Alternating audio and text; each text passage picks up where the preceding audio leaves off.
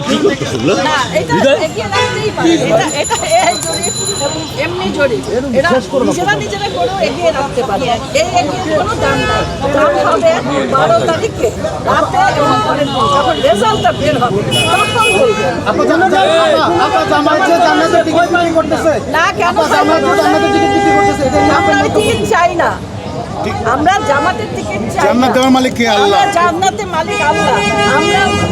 আমরা মেয়ে মানুষ অনেকে বলে যে আপনারা ছবি করতে পারবেন না আপনারা অভিনয় করতে পারবেন না ঘর থেকে বের হতে পারবেন না বোরখা পরে বের হতে হবে এইটা তো এই কর্ম আমাকে আল্লাহ দিয়ে পাঠিয়েছে পৃথিবীতে এটা আল্লাহর প্রদত্ত আমার রিজিক এখানে কেউ হাত দিতে পারবে না সেটা জামাতও না অন্য কেউ না আমার রিজিক আমি খাবো আল্লাহ আমাকে দিয়েছে